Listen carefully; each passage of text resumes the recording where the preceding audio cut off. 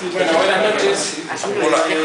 Vamos a dar comienzo a esta velada en torno a la obra de Benet. Queremos agradecer a Libros de la Resistencia y por supuesto a su director, Edmundo Garrido, que está en... No voy a decir en espíritu, está a 10.000 kilómetros, pero está aquí también presente, que hizo todo lo posible para que este libro hoy se pudiera presentar aquí. Así que Nora Catelli va a presentar a su compañero y bueno, y harán un diálogo sobre la obra y luego compartiremos un brindis. Muchas gracias. Bueno, no, la cosa es al revés. No sé ya la que me presentar y además no vamos a tener una presentación de estas clásicas de quienes quieren ni nada por el estilo, sino a tener, yo por lo menos en la invitación que me envió el editor decía, tendrá un diálogo con Nora Catelli, pues eso es lo que vamos a intentar, pero un diálogo regular, vamos a decir un diálogo que manda ella, porque pues, sencillamente son una serie de preguntas que se me han ocurrido en torno al mundo. Vamos a ver, hay una afirmación aquí, no sé dónde está, que dices que Benet no está en el purgatorio. Benet está totalmente en el purgatorio. Llamamos el purgatorio, como todos saben, a ese momento en que un autor se muere y deja de ser un referente. No es que deje de ser una referencia, es que deja de ser citado en todas partes. Sus libros van desapareciendo en librerías. Esto es normal en las situaciones que nos encontramos mucho. A veces desaparecen en vida también, a menudo. Pero quiero decir que de repente se crea una especie de vacío donde parece que alguien ha desaparecido, que alguien se ha ido por una agujero. Lo que pasa es que el purgatorio es algo que lo que yo sé, es más, la única persona que el único escritor que no he visto pasar directamente al purgatorio, no sé si estará pasando ahora, y va tardío de Borges, todos los demás han ido al purgatorio. De modo que es un territorio que tienes que pasar. El caso de Cortázar, por ejemplo, sí. Y la salida del purgatorio no hay más que dos posibilidades. Una, que dé una casualidad extraña de que un autor, al ponerse de moda, empiece a vender sus libros y sorprendentemente se vendan mucho, y entonces reaparezca en librerías otra vez. O bien, que vuelva como referente. En el caso de Benet, el caso de Juan Benet, Benet fue un referente y por lo tanto su vuelta tendría que ser como referente. Y para volver como referente, la única posibilidad existente es que en torno a él se vaya creando doctrina, que vaya pasando a las universidades, que se vaya hablando de él, que se vaya, que de alguna manera vaya habiendo un corpus crítico sobre él que es el que sostendrá a la larga. Corpus crítico al cual pertenece el libro de Nora, que tenemos que agradecer por lo menos todos los admiradores de Benet mucho, porque realmente es uno de los mejores libros, mejores textos que he leído sobre la literatura también. Bueno. Entonces comenzamos sección de preguntas. Vamos a ver, una de las indicaciones que se hacen aquí, se habla de Benet como de un escritor con aspiraciones gigantescas, con una ambición colosal. ¿Cuáles eran estas ambiciones, estas aspiraciones? O sea, ¿por qué gigantesca y colosal? No te puedo precisar la pregunta. Gigantesco porque él, no digo que lo haya decidido conscientemente, pero leyendo los textos yo no lo conocí, o sea que yo elaboro interpretaciones sobre su proyecto y sus textos, sus ensayos, sus novelas.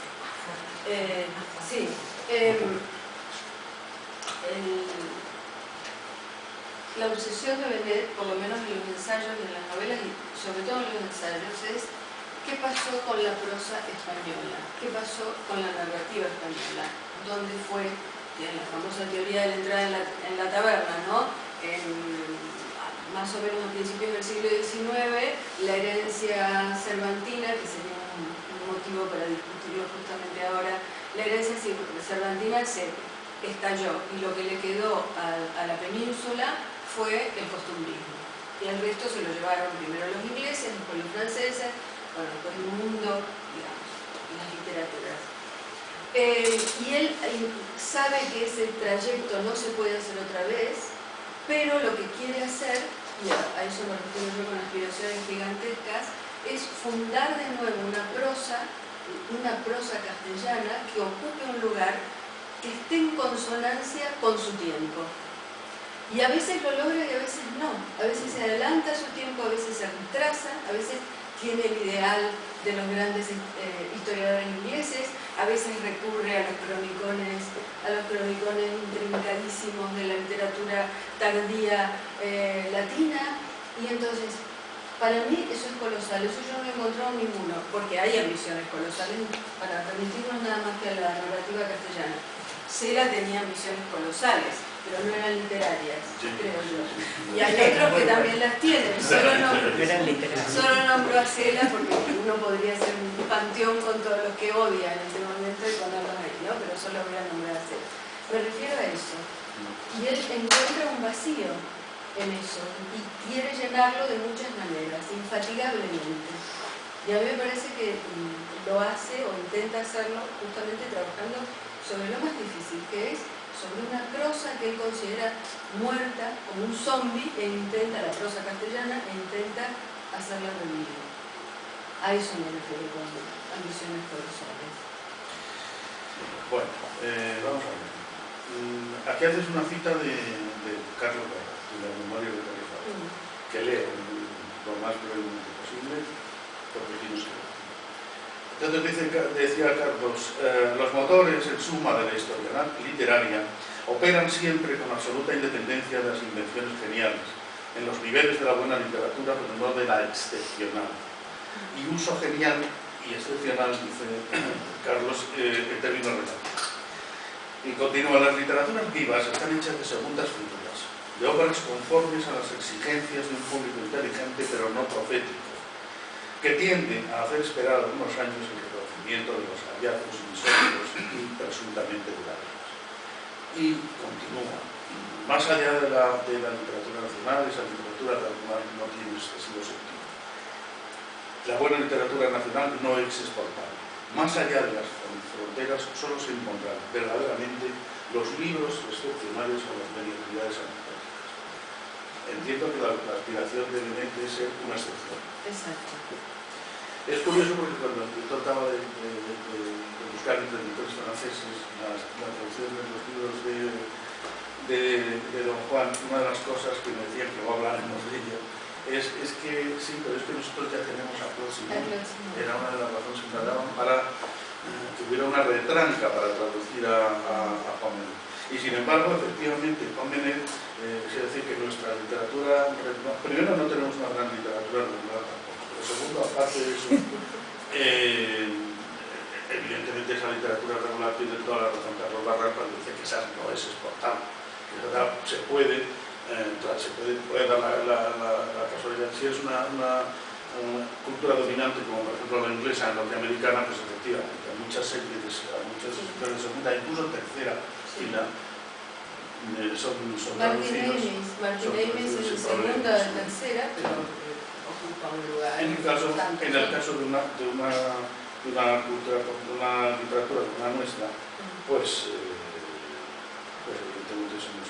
Pero, siguiendo lo que tú decías antes, la tradición nacional castellana muestra en la modernidad sensibles interrupciones estilísticas e ideológicas, caídas estrepitosas y desajustes cronológicos visibles, notoriamente más característicos de las culturas periféricas que de las centrales. En comparación con las deslumbrantes y compactas series francesa o inglesa o alemana y rusa del diario, y Benet se verá obligado por ello a ocupar varios lugares y varias épocas a la vez. Esta es una de sus más singulares características, el vaivén entre papeles disímiles y que muchas veces parecen pertenecer a distintas etapas de un campo literario. Vamos a ver, como estamos situando a venir dentro de la literatura española, vamos a irnos un poco hacia la literatura española solo un poco. No te torture. Se habla de la falta de ambición de la literatura española. Evidentemente tiene falta de ambición. Yo recuerdo una llegada aquí a Madrid, una intervención en Madrid en el Círculo de Bellas Artes hace unos años de Steiner, y Steiner estuvo hablando de literatura, y al final se le acercó a alguien, y a título privado, no lo digo públicamente, a título privado, le pregunté, estuvieron hablando con él y se dijo siempre, oiga, y ustedes que no hablan mucho de literatura española, Steiner. Y Steiner contestó, y los que lo oyeron en círculo, es que es una literatura provinciana. ¿Usted de acuerdo con eso? Sí. Jóvenes tuvo que luchar contra una literatura provinciana, es decir, pequeña, cerrada. Sí. A ver, las literaturas castellanas, tanto las americanas... Ya no estaba hablando de España, sí, las españolas son provincianas. De repente hay algo que salta afuera, pero no son, quiero decir... tomemos el caso de Rubén Darío, por ejemplo. Rubén Darío no es exportable fuera de la lengua, y sin embargo, sin Rubén Darío no existiría el siglo XX. Sí. Pero yo no podría convencer a alguien de que es fundamental para la poesía norteamericana incorporar a Rubén Darío. Les parecería un parnasiano de Persea, traducido. Eso sucede mucho con nuestras literaturas. Con Valle Inclán, por ejemplo. Con Valle Inclán también, claro. El caso de Valle Inclán es lo mismo. No se puede traducir, sin embargo es estructural y además extraordinario, sin duda. Entonces, un poco lo que pasa es que para la generación de Benet ya el mundo de las traducciones es un mundo presente para ellos. Valle Inclán no pensaba en qué les pasaba a los norteamericanos ni a los ingleses con él. Rubén Darío tampoco. Además estaba borracho todo el tiempo, diría Blas, así que no tenía tiempo de ocuparse de esas cosas. Pero Benet ya es consciente de cómo se arma ese mundo alrededor. Él tiene una conciencia muy clara de cuál es su lugar dentro de la literatura europea. Mejor dicho, su no lugar dentro de la literatura europea. Y eso le produce una tensión. Yo la leo en los textos, no sé si vivía obsesionado con eso, si le importaba o si alguna vez lo pensó, como lo estoy planteando yo, pero tiene que ver con eso. Y sucede cuando alguien salta, y eso es característico de nuestras literaturas provincianas, que eso es celebrado dentro del campo literario propio como este ha sido exportado, lo leen en Alemania. A un alemán no le preocupa en absoluto si lo leen en España o en Argentina o en México o en cualquier parte, le basta con ser leído en Alemania. Y a nosotros se cobra un poco más y lo traducen en Estados Unidos. Entonces, eso está dentro de Benet, pero él no es provinciano en absoluto, él salta sobre eso.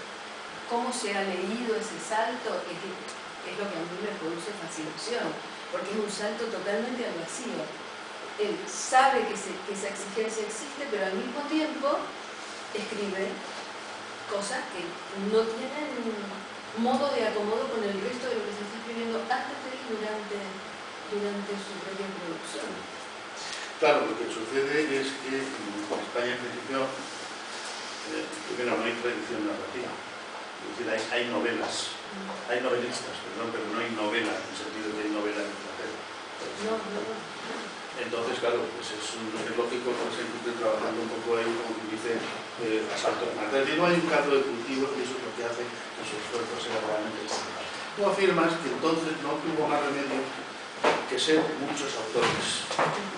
Y la primera cosa que se me ocurre también es, y no tendrá esto que ver con la dificultad de Benet que se aprovecha con autores. El que haya tenido que ser tantos autores, no ya su ambición, sino las diversas posiciones que continuamente ocupa buscando esa literatura fundacional, porque no sería fundacional. Sí, yo creo que lo concibe como una fundación que restaure esos 2 siglos y medio, 3 siglos, digamos el siglo XVIII. Son 4 siglos de desastre después del siglo XVII, desde el punto de vista narrativo. Lo que pasa es que es injusto también, porque claro, Galdós existe y es extraordinario, y Emilia Pardo Bazán existe y es extraordinario también, por supuesto. Y hay todo un entramado, por ejemplo, en las literaturas americanas no existe una gran literatura decimonómica como existe en España. No tenemos nosotros Montevideo, los argentinos. Entonces, él hace todo eso y logra no preocuparse más que por la prosa. Esa es su obsesión, yo creo. ¿Cómo se hace una prosa? ¿Cómo se fabrica? ¿A dónde se puede llegar? La literatura decimonómica española, que que es el único momento en el que ha habido, podemos decir que ha habido una cierta continuidad, porque la otra que ha habido ha sido después de la guerra, incluso al final del siglo XX, ¿no? Lo que ocurre con ella es que, vamos a ver, está apoyado en Francia y en el naturalismo francés. Es decir, Cervantes sigue sin aparecer por una parte, ¿no? Mientras que ha sido lo que se ha utilizado en Inglaterra, yo creo que de hasta Jones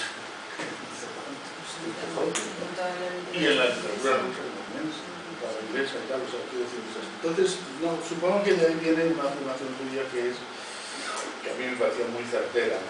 Dice, sus prosas no están hechas,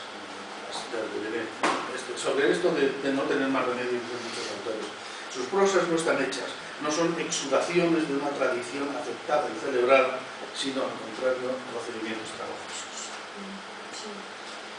Bueno, entonces, claro... Trabajosos y además hechos contra muchas cosas, contra el costumbrismo y el naturalismo de la propia tradición, contra sus contemporáneos, porque hay que recordar que muchos autores en ese momento estaban haciendo cosas experimentales también, no eran solo epígonos del naturalismo más tronado, ¿no? Y sin embargo él se separa de todo eso y se propone como una exploración de la prosa. Y yo creo que también ahí hay un intento de, no de ser Proust, digo yo, pero se acerca hasta cierto punto a cosas proustianas, sobre todo en el trabajo de la prosa, sabiendo que, bueno, no tiene la sentadísima tradición francesa en cuanto a la perfección de la prosa proustiana, pero intentando llegar incluso en la exploración interior, subjetiva, no subjetiva en el sentido individual, pero sí en la vida del interior, a hacer casi como una mezcla de Musil y de Proust. Y eso a mí me parece prodigioso, porque cuando lo logra. En una meditación lo logra, claro. No estaba tan contento con lo de Proust, porque yo recuerdo que hablando con él, estábamos hablando sobre todo de Holmes y tal, ¿no? Y yo dije, bueno, pero Proust, perdona que te diga, también, no se lo dije con insolencia, claro, pero yo creo que Proust también, no tanto, se escurría un poco. Pero no, aquí está muy bien visto el porqué la presencia de Proust y su proceso. Ahora hay un problema. En literatura en lengua castellana, por ejemplo, sí ha habido excepciones, es decir, excepciones que han superado digamos, esa segunda línea y han funcionado, pero latinoamericanas. Quiere decir que los ejemplos recientes de Cortázar, de Borges, de Vargas Llosa, García Márquez, ahí sí se han dado una serie de figuras. Sí, yo separaría mucho a Borges, porque es un mundo en sí mismo. Sí, pero digo como excepción. Sí, como excepción. Que han trascendido a ediciones universales. No, en ese sentido. No, sí, en ese sentido sí, evidentemente sí. García Márquez más, porque García Márquez es muy fácil de traducir además, ¿no? Su mundo es exótico, ¿no? Sí, bueno, a Juan no, me imagino, no, tampoco es interesante. No sé qué. Una pregunta. Porque verlos estos para todo el mundo. Porque, por ejemplo, Rosa Chacel en sus memorias, en sus diarios, alude a cómo, de alguna forma, ella siente que de la tradición que ella inicia en la República y que luego prosigue en Argentina, en Brasil, que de alguna forma Juan Benet suponía, ella veía a Juan Benet como un reenlace con su tradición exiliada. Pero ¿hasta qué punto esta percepción de Rosa Chacel era correspondida o no por parte de Juan Benet? Juan Benet tenía... No creo. En el caso de Gaite tampoco. En el caso que está en la correspondencia es evidente que hay una mirada sobre Benet que Benet no devuelve, por decirlo de un modo cristiano. Sí. No tenían nada que decirle, supongo que no sé, no me da la sensación en su aparato de citas, en el modo en que incorpora cosas. El único es Martín Santos y de una manera muy complicada también, ¿no? Sí, bueno, sobre Martínez II, yo creo que... Y Sánchez Ferlosio. Y Ferlosio, porque Benet, respecto a Martín Santos, respecto al tipo de silencio, lo que venía a sostener, eso sí que lo he hablado mucho perfectamente, es que en definitiva Tiempo de Silencio no era la novela de un novelista, sino de alguien que estaba proponiendo prácticamente una teoría literaria, que es un misterio. Entonces, digamos, no lo acababa de ver como un novelista de raza, por así decirlo, sino como alguien que desde un punto de vista más intelectual entraba ahí para mostrar cómo habría que escribir y no tanto.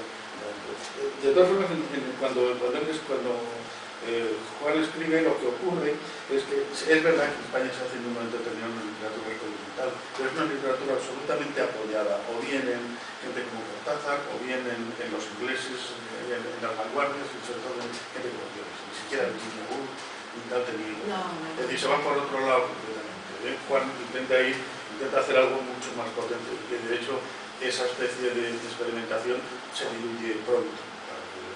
Cuando cada escritor que intenta hacerla empieza a tener un estilo propio, la experimentación, digamos, el esfuerzo se dirige en otra vez. Bueno, entonces, claro, en el caso de Juan Benet lo que nos encontramos es que hace de todo. Quiere decir que hace pinturas, marinas, hace collage, hace relatos, hace ensayos, un montón de ensayos. Se podría decir que aquí hay una dispersión, una multiplicidad de objetivos o todo lo contrario.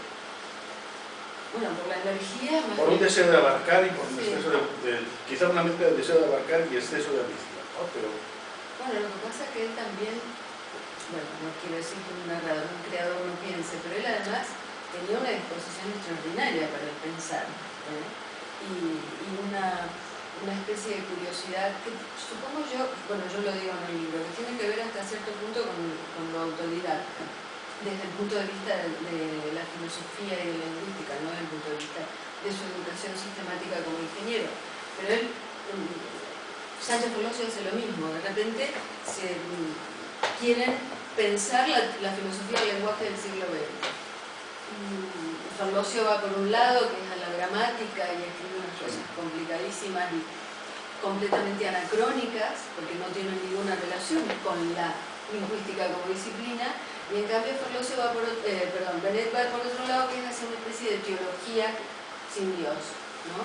En que el lenguaje, el arte, aparecen como los lugares donde pensar qué se hace con lo sagrado cuando lo sagrado se ha desvinculado completamente de la función, de la presencia en la tierra, ¿no? Y eso es lo que está en el Ángel del Señor abandona a Tobías, y eso está en la construcción de la Torre de Babel, y eso está en algunos de los ensayos anteriores, pero sobre todo en esos dos que yo considero que son artefactos complicadísimos, rarísimos, porque hay de todo, hay desde teoría lingüística hasta reflexiones filosóficas y teológicas, teoría de la pintura, y de repente un vuelo, una especie de trance de la escritura que puede quedar flotando ahí, que es lo que sucede en el Ángel del Señor abandona a Tobías, que te deja flotando, digamos, el final, y en la construcción de la Torre de Babel no, lo cierra de una manera extraordinaria.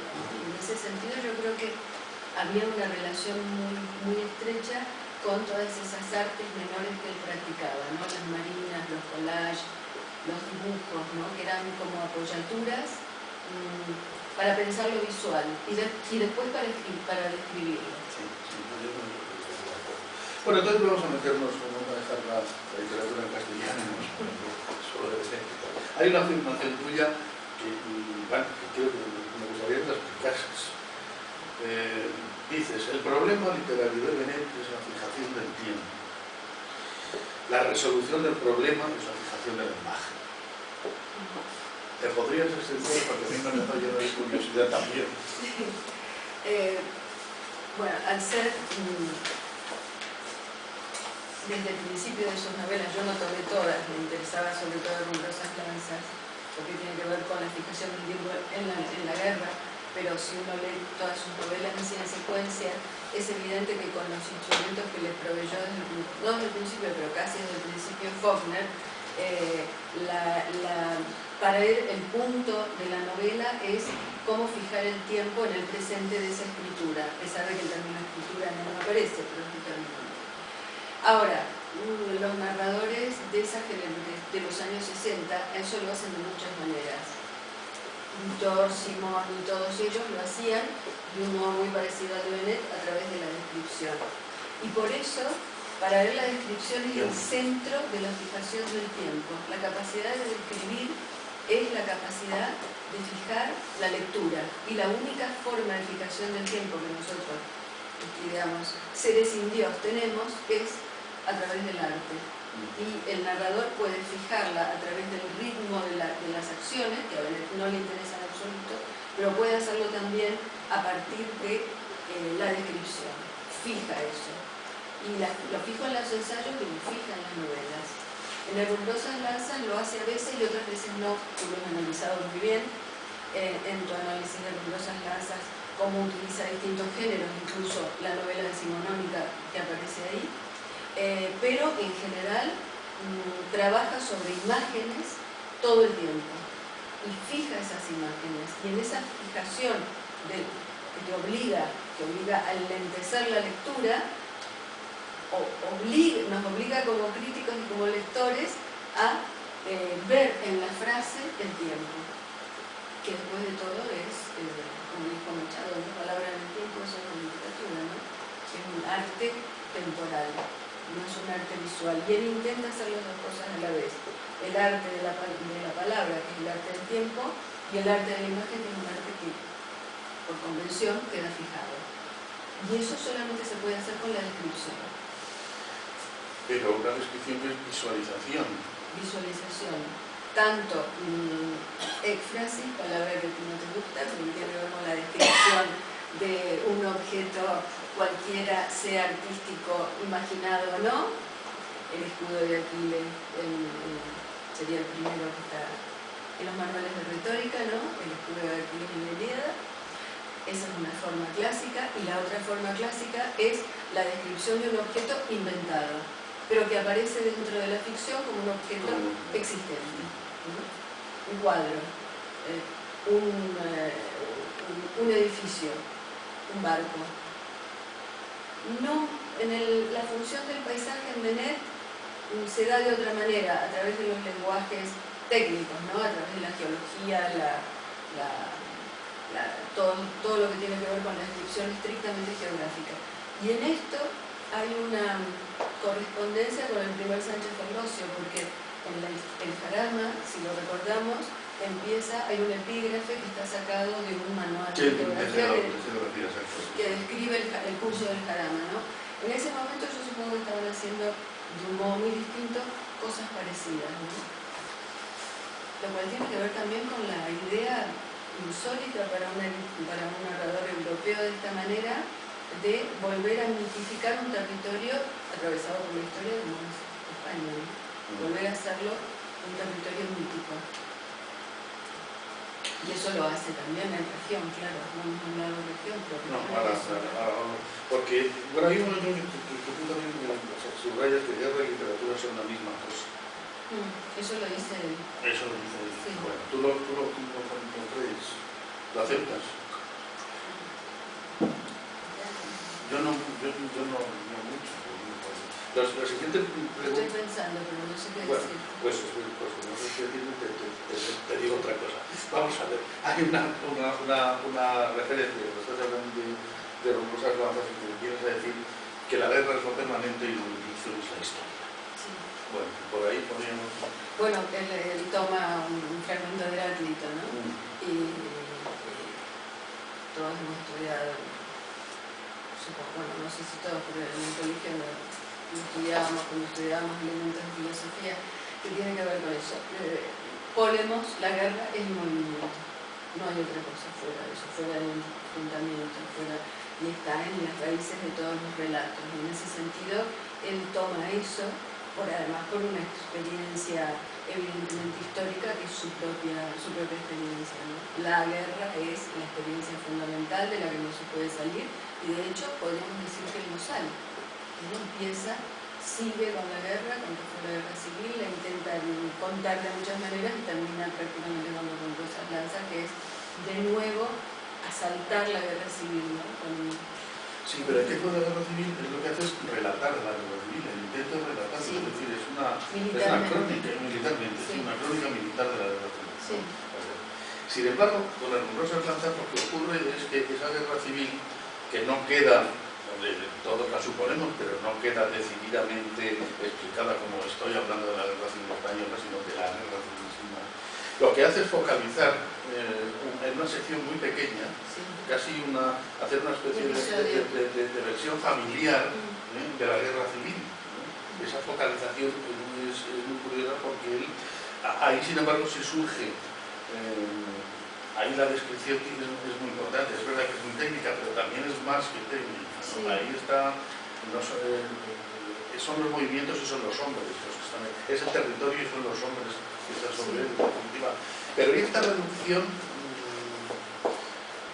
es característica de Juan. Sí, él lo dice en el prólogo, tuve el proyecto de contar la guerra civil después de que fue la guerra civil y me di cuenta de que la tarea era inmensa y de que no podía y decidí circunscribirlo a la bolsa de región donde sucede todo y que es como un disparador de todo lo que aparece alrededor, ¿no?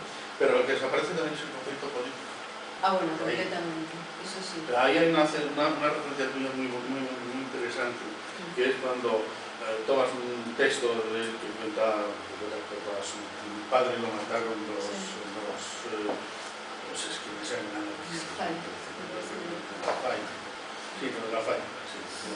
y entonces está contado de tal manera que queda sustraído el elemento político y simplemente se cuenta como algo que sucedió, que bueno, son cosas que han pasado y tal, y queda reducido entonces a un entorno, digamos, de familia o de la familia, y por lo tanto todo lo político queda desplazado. En ese sentido hay una correspondencia con la manera de tratar la guerra en región, sí, ¿no? Sí, hay por supuesto todo lo que tiene que ver con las determinaciones de los actores en conflicto en la guerra. Los republicanos son, entre comillas, mejores que los nacionales, ¿no? Pero no es eso lo que le interesa a Benet, y el conflicto político no aparece nunca.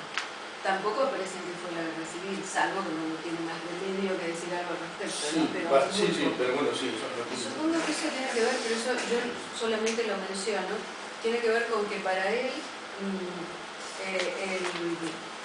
a él no le interesaba el revisionismo de la guerra civil desde el punto de vista de la derecha franquista, porque en ese momento no era el discurso hegemónico sobre la guerra civil.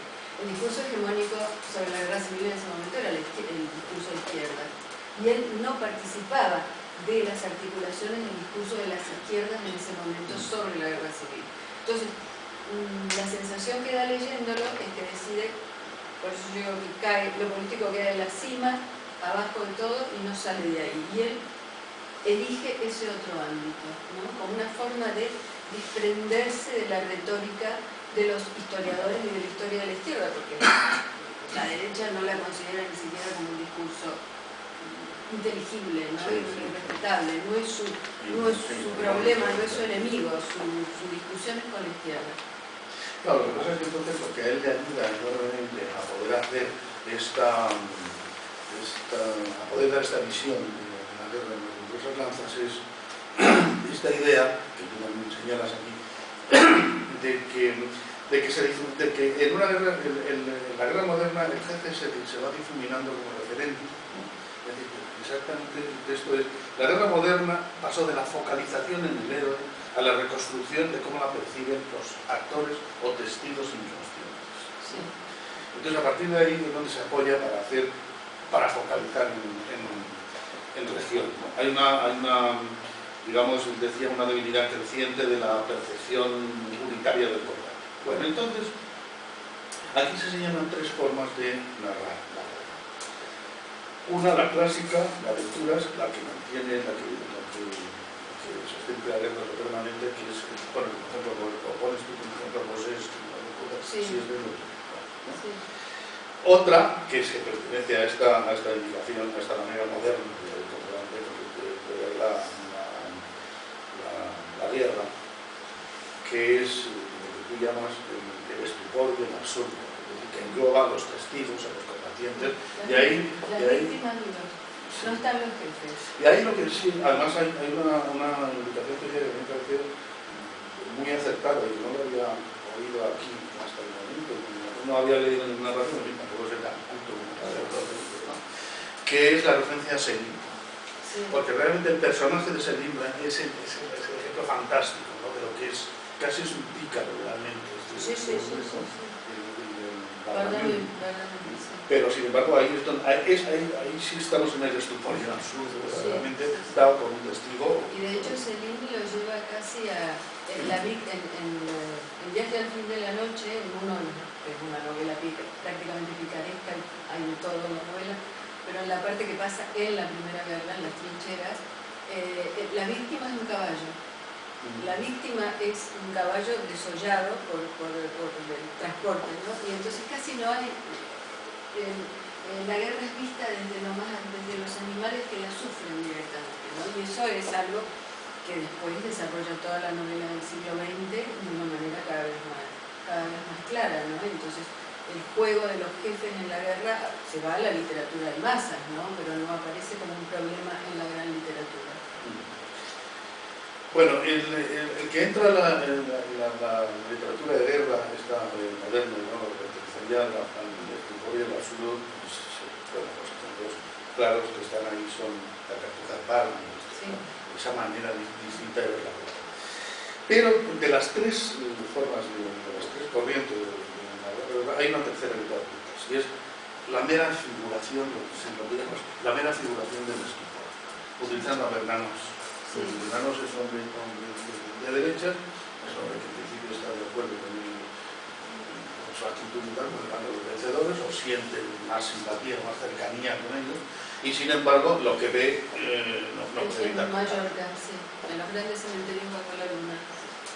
Él está allí, su hijo está con la falange, de hecho su hijo es un falangista, él está en Mallorca, y cuando empieza la guerra ve las matanzas de los italianos que han llegado a Mallorca, y llega a Francia y publica Los grandes cementerios bajo la luna, que es una de las primeras denuncias en el 38 de las matanzas que están sucediendo estrictamente en Palma, ¿no? Y ahí lo que aparece es ese estupor, ¿no? Donde ya la guerra no tiene... Lo que pasa es que la narrativa de la guerra civil es como intermedia, no pinta solo las víctimas, los soldados, las mujeres que aparecen en los otros relatos, sino que aparecen también en la novela de Benet, también en numerosas lanzas también aparecen los oficiales, los que discuten la estrategia de la guerra, que ya no existen en ninguna gran novela del siglo XIX, ¿no? Salvo en... No, lo que pasa es que hay un momento, hay una indicación que tú haces también, y es que es verdad que desaparece el jefe, que desaparece tal, pero señalas que sin embargo sigue existiendo un pequeño foco de atención que es la patrulla. Sí. La patrulla, el destacamento, lo que sea, que ahí es donde entran justamente estos oficiales, las discusiones de funciones, que tiene beneficios tan importantes en el libro de lanza, ¿no? Sí. Y bueno, digamos, resumiendo un poco, dices, mediante la ampliación de lo microscópico, la guerra en su territorio imaginario, región, mediante prolongadas evocaciones tangenciales, mediante encapsuladas estampas familiares, mediante novelas de aprendizaje detenidas en una escena de lectura o en una discusión sobre un músico del siglo XX, Benet transformó su cuidadosa perspectiva ambiental respecto de la guerra civil en una estrategia de representación indirecta, distanciada, interminable, de los bordes pretéritos o alucinados del proceso. Bueno, a mí esto me parece un resumen familiar de lo que ha sido la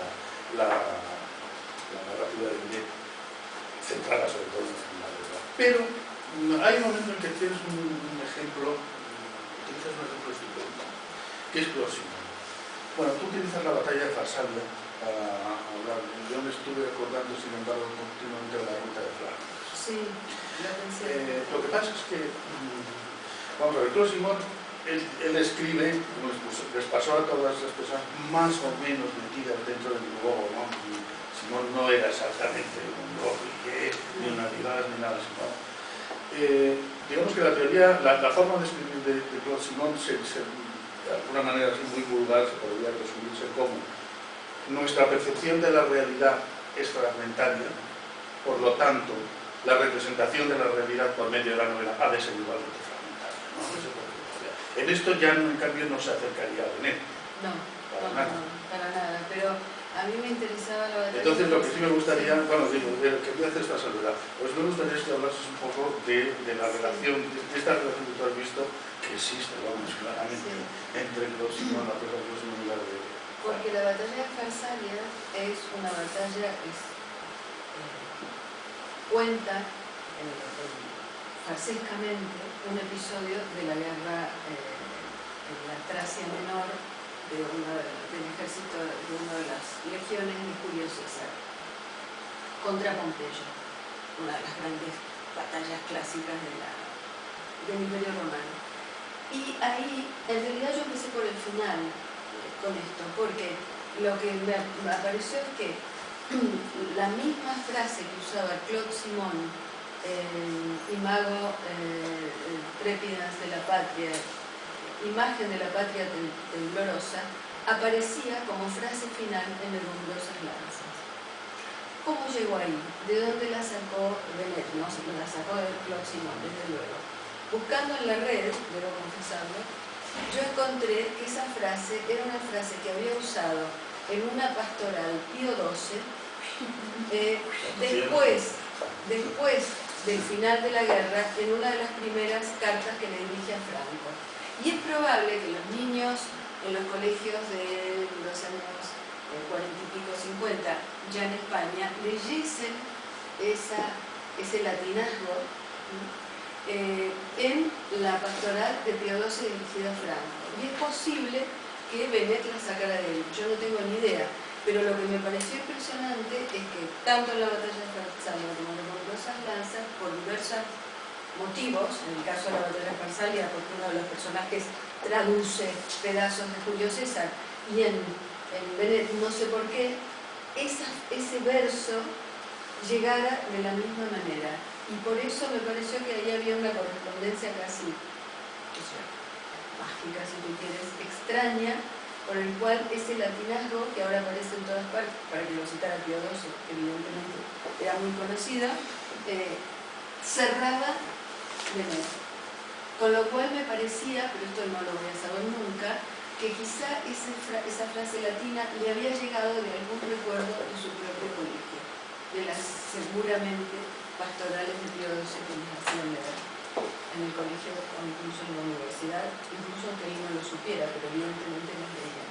Bueno, claro, la formación suya es de todo un país autárquico. Yo cito un texto suyo en el cual está diciendo: yo nací o vivía con las alas cortadas. Sí, el escritor español tiene las alas cortadas, y realmente es que esa autarquía te deja fuera y te explica mucho de toda la parte de literatura costumbrista o pseudo-costumbrista que nos lo del siglo XX en España.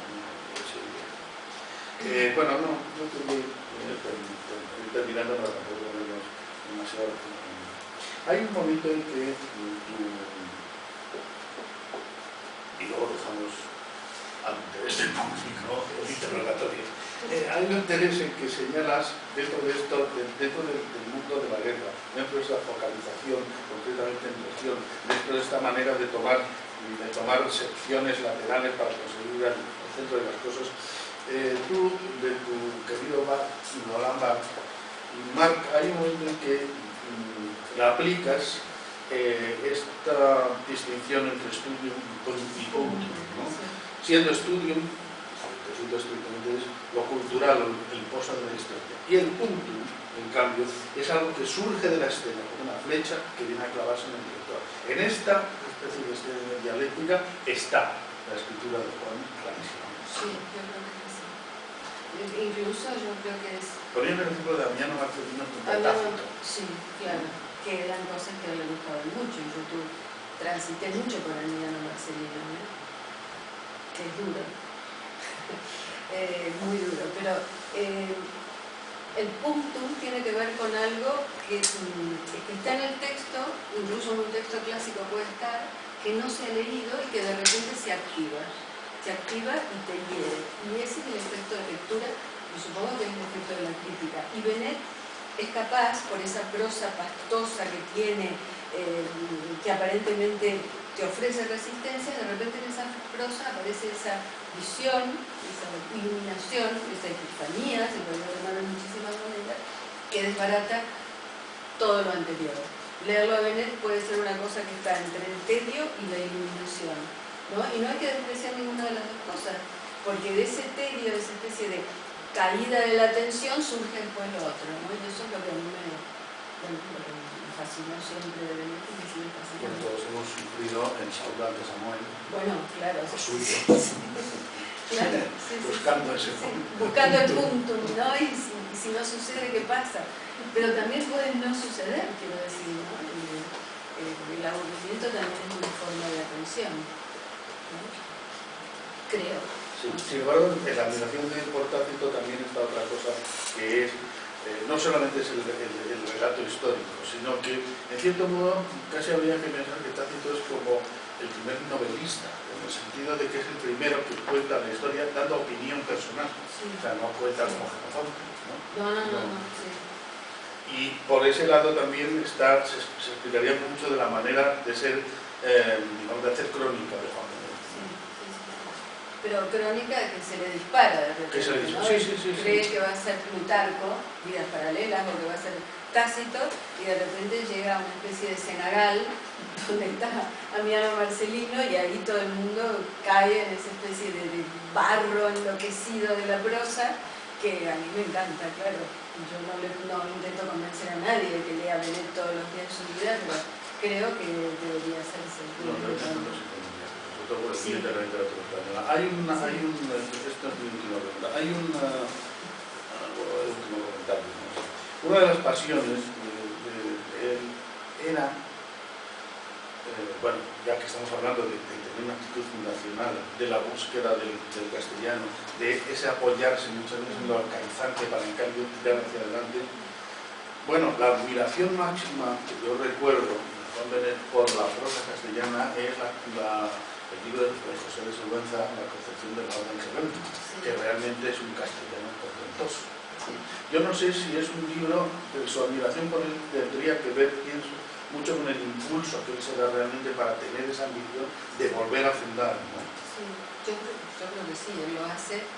Por eso es tan ambivalente con Cervantes, ¿no? Que es, por un lado, con el tiempo van incorporándolo cada vez más, ¿no? Pero al principio es muy ambivalente y más bien la herencia de Cervantes lo molesta, mientras que lo otro tiene que ver con una prosa imperial, y eso es su sueño, ¿no? Una prosa imperial es su sueño, no para hacer el imperio español otra vez, pero sí para tener una prosa que sea mármol, ¿no? Y para apoyar lo que llamaba el estilo alto. El estilo alto, claro, que es el drama de, bueno, drama, no es un drama, pero quiero decir que es el gran problema de la literatura castellana. ¿Dónde está el estilo alto? ¿Cuándo estuvo? ¿No estuvo alguna vez? Lo que pasa es que también no hay que... Claro, pero yo pensaba, y para terminar con Benet y esto, pero en esta discusión que hay ahora sobre por qué les va a los ingleses también, bueno, los ingleses de todos, con Shakespeare, y en cambio que pobres, que mal que lo hacemos con Cervantes, que se hace con Cervantes. Pero yo recuerdo una vez una observación hace mucho tiempo de Alejandro Gándara, hace mucho tiempo, que me dijo, y tenía razón, el problema la diferencia entre Cervantes y Shakespeare es la siguiente. A Shakespeare hay que ir, mientras que Cervantes vino a nosotros. Y está en toda la literatura moderna, funda la novela, mientras que no hay nada después de Shakespeare que sea como Shakespeare. Mientras que de Cervantes es como una especie de manantial que sale todo lo que viene después. Entonces no hay que clavarse puñales, al contrario, hay que decir, no se puede celebrar a Cervantes porque lo tenemos a nuestro alrededor. Y ya está. Por supuesto que no le diría esto a Ariel Villanueva si lo viera, porque no le creo que tuviese de acuerdo. Pero tiene que ver con el tipo de escritor que se es de los escritores que se llaman seminales. Claro, mientras que de Shakespeare, ¿qué sale después? En cambio hay otros que son terminales, como Samuel Beckett, por ejemplo. Beckett es terminal, claro. No, de Shakespeare sale el romanticismo, en gran medida. Bueno, pero no, Tiene nada... una deuda enorme. Sí, Sí, la pero novela Pero no de la histórica. misma manera. pero no de la misma manera. Shakespeare no, claro, podés claro, volver y claro. volver y volver, mientras que Cervantes, ¿para qué? Cervantes se va complicando en todo lo que Mimetizado. Y Benet, por eso yo pienso que tiene esa actitud tan ambivalente con esto. ¿Por qué? Porque no sabe qué hacer con Cervantes, no le gusta el Cervantes de la narración. Le gustaría un Cervantes traducido del inglés probablemente, o del ruso, Como yo Gol. qué sé, Gogol, no sé. Sí, claro, pero ¿por qué se le cayeron las alas? ¿A quién? Cuando él dice, Ah, no, eso se refiere a la situación, a la dictadura, claro, A claro. la situación, a la formación. no era la formación del tradición ejército literaria. Se español refiere bajo. a los 50 años por primera vez votaron. claro, pero no a la tradición, porque si da la espalda... No, pero la tradición es... La relación con la tradición es bastante Claro, ambivalente. Claro, Entonces, pero hay que ver qué tradición, que eso es lo que discute dentro del tiempo, ¿no? Pero no es la tradición anterior al italianismo. ¿No sería una especie de refundación de la literatura castellana como literatura de Castilla? No, en absoluto. Porque fíjate que las fuentes que están citando ustedes son, o irse a los clásicos latinos o a toda la tradición cronística de los castellanos del siglo XV. Y la ambivalencia con Cervantes es que en Cervantes hay mucho de italianismo, entre otras palabras, entre otras cosas la palabra novela, ¿no? Sí, pero no lo Es decir, veo yo por ahí. A lo mejor no- sí, tenés razón, yo no lo veo. Fíjate que la cercanía de Ferlosio va por ahí también.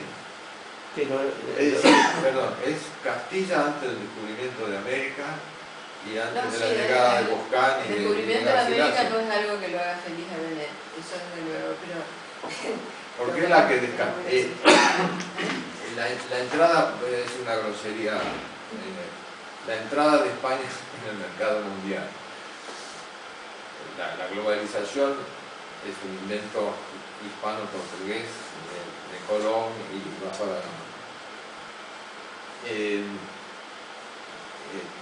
es la descastellanización de España, porque ya España es una cosa que no se sabe dónde termina. Yo En tanto, sinceramente... la epopeya, es decir, si es que como se narra en castellano, aunque no sea estrictamente castellano, porque el CID era también valenciano, o lo que quieran, pero bueno, es anterior a ese proceso. Es decir, es todavía la meseta que ocupa toda la península. No creo que se lo plantee Y es un de esa momento manera. fundacional, porque es el momento en que se funda eso que va a ser después el Estado español, que no Sí, había pero existido no nunca. creo que Benet se lo ocurre. Benet no tenía... No, a lo mejor no se le ocurre, pero le pasa, le ocurre, ¿no? Sí, pero Estoy no improvisando. creo que tuviera un sistema de lectura tan armado desde ese punto de vista. Creo que era más bien, como diría, abrupto, ¿no? Y no lo veo así. Para él, además, la lengua es la prosa castellana es la lengua española. Nada más, creo. Sí, pero ¿qué lengua española? Sí, yo creo que una de las cosas que sostiene es que para Benet, que Benet hubiera preferido España convertirse en un país pequeño, Como europeo, Bélgica, sí. como Bélgica o algo así, que nada de expandirse, que en 1492 cambia completamente el destino de España, ¿no? Sí, sí. Como país y se convierte en una multitud de nacionalidades, colonias, etc. Sí. Y que eso no, bueno, es una teoría muy clásica por otra Sí. parte, ¿no? El Imperio Español se expandió y eso no, por diversas razones en las que no vamos a entrar, eso produjo una decadencia insoslayable, ¿no? Bueno, se ha hecho. En ese sentido es muy, muy tradicional lo que crean, ¿no? ¿Por qué no nos fuimos para otro lado, no? Viene así. ¿Por qué no somos daneses? Claro, sí. ¿Por qué no somos daneses o no somos belgas o cosas así? A ver, otra curiosidad. Hablo como lector de los ensayos de Benet, que le he leído mucho, pero muy poca narrativa. ¿Hay una voz que se puede identificar con el autor? ¿O es una escucha de él de esa Babilonia de fuentes que ustedes han citado. No, no, es una voz. ¿Y cuál es esa voz? Es decir, está hablando Juan Benet cuando él cuenta. Sí, hay una voz y esa voz es la voz de un lector, no caótico no es la palabra, salvaje, silvestre, un lector silvestre, que decide, bueno, eso es el ensayo, después de todo también, ¿no? Es una forma de definir el ensayo. Decide empezar por algún sitio, por diversas razones, porque le piden una conferencia, porque se vio el ángel del Señor abandona a Tobías, es porque ve cómo se describe con un presente que él traduce, por otra parte, o sea, no hay ahí tampoco un afán filológico de ningún tipo, ve esa serie de Rembrandt, que pintó Rembrandt sobre Tobías y su hijo Tobías. Se le ocurre, que es el punto de partida de cualquier ensayo, y entonces tiene que haber una voz ahí reconocible, que es la voz de alguien que está pensando con los instrumentos silvestres, libros. Yo tuve esa... Sí, es una corriente silvestre, además de la teoría. Sí, totalmente. Yo tuve la impresión, leyendo en el Noma del Pozo, hay un ensayo sobre José y sus hermanos. Bueno, yo Thomas Mann creo que lo conozco bastante, no sé si mucho de todo, pero bastante para mí. Y me dio la impresión de que yo les voy a hablar como si fuera Thomas Mann y fuera capaz de referirle su libro en castellano, lo cual no tiene nada que ver con una traducción, absolutamente no. Sí. Es decir, yo soy un lector que se ha apoderado de un texto que está firmado por el señor Mongo Pirulo o Thomas Mann y le voy a ofrecer el sonido de esa voz hablando en castellano. He tenido la impresión de que él estaba contando la experiencia de lectura, justamente. Es otra voz, no sé de quién será. Es anónima. No, no es anónima, pero no veo probarlo. Sí, puede ser. Eso aparece, sí, en el del Pozo del Numa aparece. En las novelas no, a pesar de que él trabaja con mucha, como diría, fluidez, las diversas posibilidades de una voz narrativa. No es un... Pero Blas hablaba del ensayo. Por eso, pero en el ensayo sí. Sí, es un ensayo muy peculiar porque él dice yo, lector, y entonces empieza a declararse impregnado y ocupado con el libro que ha escrito otro. Sí. Pero, No parten casi nunca, no he hecho una estadística, no parte de la experiencia, que es una forma del ensayo también, sino que parte de una lectura, o varias. sí, O rechazos también, ¿no? Algo que le produce mucho rechazo y lo hace funcionar. Sería una posibilidad del narrador que es recontar, ¿no? Sí. Algo que se ha contado yo lo voy a recontar. Sí, pero por alguna razón de una voluntad interpretativa muy fuerte. Por él, bueno. En El Caballero de Sajonia pasa lo mismo, ¿no? Es un texto que nadie está en el purgatorio, pero es un texto interesantísimo en ese sentido, pero también hay esta especie de muy característica nostalgia española porque no hemos sido protestantes, ¿no? ¿Por qué nos tocó el catolicismo tridentino? ¿Por qué no fuimos protestantes civilizados con instrumentos para autoanalizarnos y Max Weber y el capitalismo? Yo qué sé, ¿por qué no? Pero sigue existiendo como un motivo de reflexión muy... Y en Benet está eso. Una pregunta tal vez peregrina, pero por todo lo que se ha estado diciendo aquí, me ha parecido también que se ha hablado muchas veces de traductor y traducción, como que lo pregunto, si el proyecto escritural de Benet no sería un poco parecido, ya no tanto a la labor de un escritor, tal como, sino también a la labor de un traductor, a la forma en que el traductor tiene que generar y trabajar con todo, no sé, es una... Tiene un oído muy atento, sobre todo en la pelea con Borges, porque ya no estaba en la pelea, pero en la discusión sobre Las palmeras salvajes, ¿no? Que dice, tengo que escribir sobre la traducción de Borges o de su madre.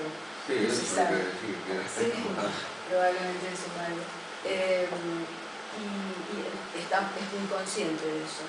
Pero no en cuanto a la idea de traductor como alguien que organiza un bagaje cultural y lo vierte a la tradición propia, que sería la función clásica del traductor. No, en ese sentido no lo veo, pero es alguien muy atento a eso, sobre todo en la herencia wagneriana. No es tanto traducción, como lo que busca es integrar. Sí. Integrar en la lengua castellana toda una serie de maneras de ver la literatura que vienen de Faulkner, de Proust, etc., que nadie había hecho ese esfuerzo. De Conrad. Sí. Y entonces ese esfuerzo de integración va a enseñar las cosas que vemos verdaderamente. Sí. Como ensayista de literaturas extranjeras no tiene parangón con nadie que haya escrito durante 30 años tal cantidad de textos, pero fundamentales, porque todos tienen que ver con la propia literatura, como escribió él. Es fantástico en ese sentido, es extraordinario. Espero que alguien... Bueno, son las 9, igual. Si hay más preguntas, serán atendidas, y si no... Plegamos, como dicen los catalanes. Plegamos entonces.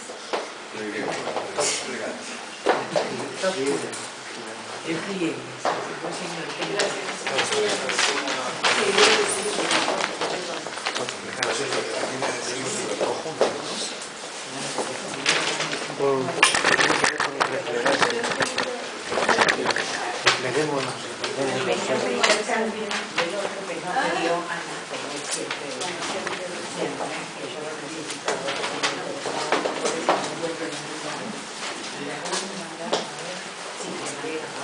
Bueno, he logrado escuchar. Que es la que sabe. Yo también. ¿Cómo estás?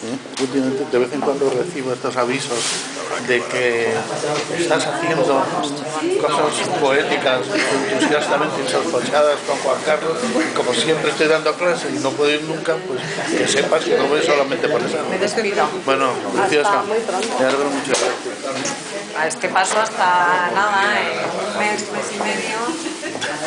Sí, nada. Otra vez. A la próxima, venga. ¿Qué tal te va? ¿Nada?